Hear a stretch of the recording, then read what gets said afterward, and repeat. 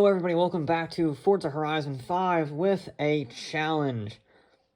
This is all about the GT race cars that we have, because with the recent additions of the KTM Crossbow GT4 and the Ferrari 488 Challenge, we have a lot of race cars from a variety of GT classes. Now in this game, we have GT1, old GT1, GT4, and GT3. And I thought, why not do a head-to-head with each GT car? But this is a Forza, so we can't just make it that simple. So it's going to be a rally stage. And they're not going to have rally tires or anything fancy.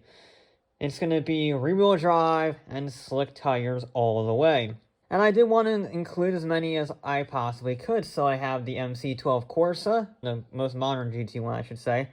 We have the Koenigsegg CC GT, and a attempted GT1 race that never got to fruition, a Diablo GTR from the old GT1 days, the aforementioned 488 Challenge and KTM Crossbows, a Porsche 917 from Group 5, because why not, add a little bit of variety, and the Ford Supervan 3, because again, why not add a little bit of variety. But they're going to have one rival, and that is the Jeep Trackhawk. Yes, the only thing that this has is rally tires, all-wheel drive, everything else is stock. I mean, it's stock all-wheel drive, but that's the main difference between these vehicles. And we're going to see if any of these S1 class and S2 class race cars can beat the all-wheel drive rally tire Trackhawk around a rally stage. Now, first up is the Trackhawk, our benchmark vehicle. And this is a custom rally stage that I built myself. I actually quite like it. It's pretty good. Each vehicle starts off at the 10-second mark. And I will say this stage is relatively straight line speed focused. There's certainly a lot of technical sections, but there is also a fair amount of high speed. So I was curious to see if these race cars would be as bad as I think they would be, despite, you know, rear-wheel drive and racing slicks, because it is fairly high speed. Granted, it's not, you know, Rally Finland or anything, but you can see here, there is quite a fair amount of straightaway, and this is, at the end of the day, a very heavy vehicle. So, straight line speed, acceleration, probably won't be this vehicle's strong suits, despite the all-wheel drive advantage. Once the race cars get going, they're going to be pretty fast. So for this Jeep to stand a chance, it had to be through the low speed and the mid-speed corners, carrying that speed thanks to just the sheer grip levels from the rally tires on the dirt. And luckily, after the initial straight line bit of high speed, we moved to the very technical airfield section. And yes, in this case, the all-wheel drive vehicle sliding around is the advantage. It just keeps the RPMs up, keeps it in the power band, and we can get the power down very efficiently. This part is pretty technical. You never really get above 100 miles an hour. I think you might get above 100 on this section here, but even then, you just look at the map, see how technical, see how twisty it is. You gotta get on the brakes while you're turning, and another instance of the handbrake. I ran a little bit deep, but it's not going to be that big of a deal in the long run. Then we have to weave through some debris here and try not to hit it, which I did. I didn't do too great on that. And then we only have a little bit more to go. This is about the mid-speed corners. You never really get above 80, but you can carry the speed. This vehicle does struggle with that, but hopefully it will make it up in just sheer traction. It is one of the more powerful vehicles here, 700 horsepower, but it is also twice the weight of some of these things. Either way, it is across the line. Now our next vehicle is the next lowest on the PI scale, 845, so we're already 100 points higher than the Trackhawk, near enough. And the Trackhawk did a 231 dead. The KTM Crossbow here, well, on paper, it's the best for the situation. It's got the least power, but it's still got all the downforce of a GT racer. So it shouldn't have the traction issues, and it should have the carrying speed advantage. That's English. Yeah. On paper, it should be really good. in practice, not so much. It doesn't have the acceleration. This section here is where the GT cars make up a lot of ground. The sheer speed they have over the Trackhawk is stupendous, but this thing doesn't. It has less than 500 horsepower, so it really does struggle, and that means you have to try and carry the speed, and as you saw there, sometimes that doesn't work as planned, simply because we're on racing slicks on the dirt, so it's very difficult to carry speed. You end up sliding around.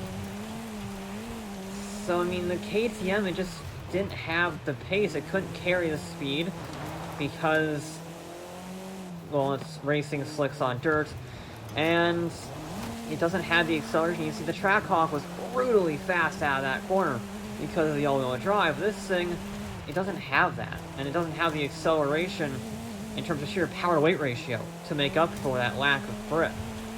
So, it is a bit sluggish, relative speaking. I mean, I like it. I like how it drives. It's probably one of the best handling cars in this entire game when you're doing it properly, but I'm not doing it properly. That's the whole point of this challenge, is to see which one of these cars out of their element can beat a regular family SUV. A very powerful regular family SUV, but still a regular SUV. And the KTM just isn't it. It really struggles on this course. It's not fast, which means that it's 6 seconds down on the Jeep. That's a lot. 90 PI points between them, and it's 6 seconds down, almost exactly. Not a great start to the GT cars. Now our next one is the Outliers. It's technically not a GT car, though it is a prototype. It's the Porsche 917 LH Group 5 racer. This is an interesting one, because it doesn't have racing slicks. It's got old school racing tires. But as you can see, the suspension is nowhere near as good as the cars of new. Granted, that might not be a terrible disadvantage on this bumpy road, but what I quickly realized is that this vehicle, despite being much less sophisticated, actually helped it out. Since it doesn't have racing slicks, they're essentially the equivalent of sport tires.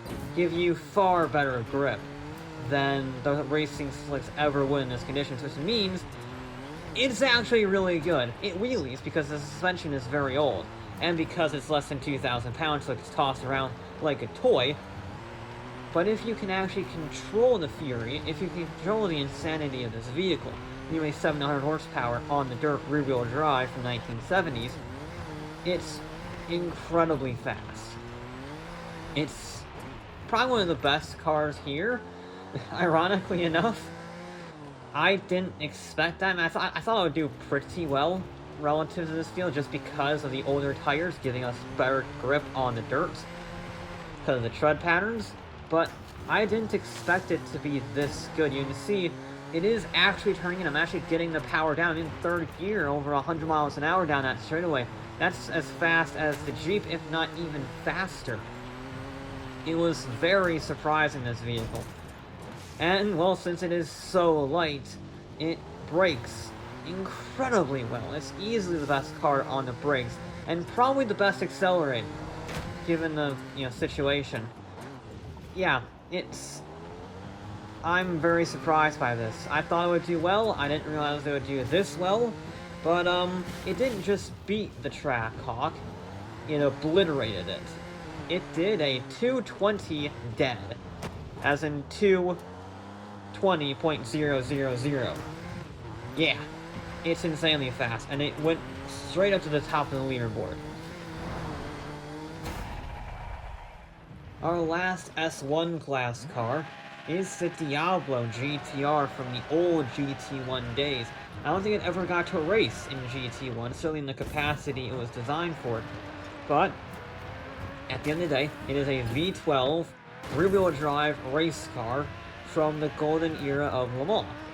At least one of the golden eras of Le Mans. There's been quite a few, I guess, but this is the most recent golden era. This is also not bad. It's sort of a mixture between cars we'll see later and the KTM. It has a lot more power than the KTM. It has a bit more in terms of tire sizes, but it is nowhere near as sophisticated as the new cars with their fancy aero. This is much more simplistic in the aero department, and that makes sense. It's from 1999, I think. So, aero is nowhere near as well regarded as it is now. Active aero was just starting to become a thing in the 90s on road cars. So it was still in the analog era, and that means it really didn't have the pace, because again, with these race cars not having slick, or having slick tires, I should say, not having rally tires, they have to be able to carry their speed, and this can't carry as much speed as cars that will come later on. One thing that does help this vehicle a lot is the naturally aspirated V12. This has more power than quite a few vehicles that will come later on. However, it can deal that power quite nicely, relatively speaking, because it's naturally aspirated. It doesn't have huge turbochargers. In fact, I don't think anything in this field has turbochargers when I think about it. But it is relatively controllable. Unfortunately, it just doesn't have the overall pace. It's like a solid middle-of-the-road vehicle. It's not bad to drive. It doesn't seem bad on a lap, but it's just not quick. It just doesn't have the overall speed, which means it did do a 224.0. So it's, 3 seconds faster than the KTM, but it's also 3 seconds off the pace of the Jeep. Yeah. This next vehicle is our most modern one, both in terms of additions to the game and in terms of sheer, the year. The Ferrari 48 Challenge Cliente.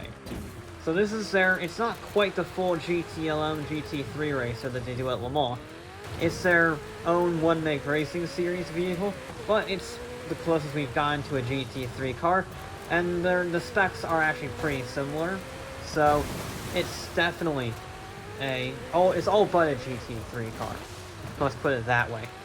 Now this does have the aerodynamics, and a naturally aspirated engine, and massive tires. These things are incredibly advanced. And it's very nice to drive. It doesn't, as you can see, it doesn't have the sheer grip when it comes to cornering speed, but the acceleration is far better than everything else short of the 917. And it can carry the corner speed with that downforce. You need to be careful.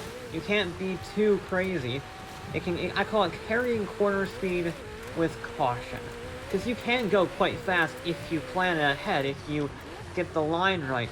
But you do have to be very precise with your lines with this vehicle, or else it will simply run wide into the scenery.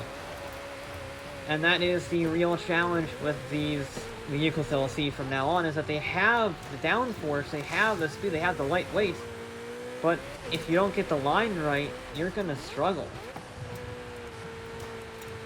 Now, this vehicle is, I think, the second least powerful on the grid. It has less than 600 horsepower. However, as I mentioned, it is very light, and it is very nimble, with a lot of aerodynamics. These things have quite a bit more than most of the field. I think the only thing that has more aero than this is the Maserati and the Koenigsegg. This might actually have more downforce than the Koenigsegg, to be fair. Either way, though, it's pretty much tied with the Trackhawk. The Trackhawk did a 231.03. The Ferrari did a 221.06. Yes, it is 0.03 of a second off, but it's still relegated behind the Trackhawk. Just. Now this next one is a bit interesting. This is the oddball, along with the Porsche, because it's the Transit Supervan 3.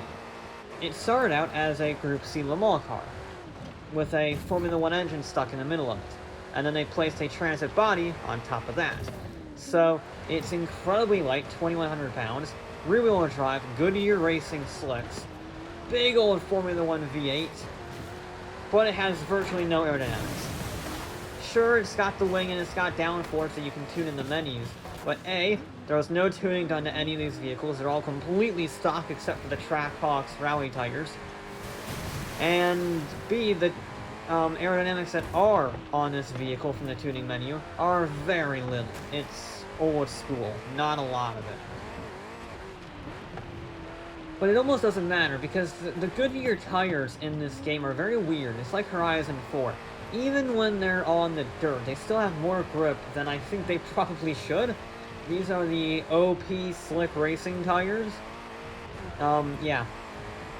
These vintage racing tires are ridiculous. They were the fastest tires in Horizon 4, they're the fastest tires in Horizon 5, even compared to the full slicks. They're faster than those. And, yeah, it's an insane vehicle to try out to Supervan 3. I don't understand how this vehicle works. I don't understand why they haven't made another one. They're brilliant. I love how this thing drives. It's perfect. It's a mixture of analog Porsche style with Diablo style acceleration. I love it. It's fantastic, and it's fast. It's really good on the dirt here. I think it's, again, due to the weirdness of the Goodyear racing tires, but it really excelled on this track. It was actually better than the Porsche. The Porsche was fast. The Trackhawk was fast. This was at another level. As you can tell by how fast it's going around the track, it did a 2:17.4. It was 3 seconds faster than the Porsche, and 4 seconds faster than the Jeep. Gotta love the Transit Fan 3, eh? For our penultimate vehicle, we have the dominant force of GT1, the Maserati MC12 Corsa Cliente. This was insane. This was basically the private track day version of the GT1 race car that won all of those championships in the mid-2000s. So it's even more powerful than the traditional race car, because it's got no rules to follow. But it's got all the downforce, it's got all the chassis tuning, all the suspension tuning from the race car, so it is the complete package. And it is insanely fast. It's basically an Enzo V12 tuned up to 11, so it makes 700 plus horsepower, very light, lots of aerodynamics. But again, you have to be able to use those aerodynamics, and you can see how much I have to slow down just to get those corners under control. I went from 120 to 75 around there. That is as much as the Jeep, but it doesn't have Jeep acceleration because it's rear-wheel drive racing slicks. So you really do have to carry the speed, but this thing, well, it's sliding around like a maniac. While the Ferrari was very calm and composed relative to its class and the conditions it was in, the Cliente, the GT12, whatever you want to call it, the GT1 MC12, that's a mouthful, doesn't have that. It's almost too powerful for its tires and for its drivetrain in these conditions, because it just spins all that power away. Even on the tarmac, you can see I'm getting a little bit of oversteer. That is not what we want. So it really just struggled. It had the acceleration, but that was only if you could actually use it, and I could very rarely use it. Again, it did help naturally aspirate like the Diablo. It could at least get its power down without, you know, completely dumping it in one shot from turbocharger lag. But it didn't really matter because I couldn't use it. You can see how much I'm struggling here. Which means the MC12 Corsa actually didn't beat the Ferrari. Despite having 200 horsepower more, despite being the most powerful car on the grid, it couldn't beat the Maserati, it couldn't beat the Trackhawk, it couldn't beat the Ferrari, did a 2:21.8. Yikes. But for our final car of the day, it is our highest PI car, S2 class, 965.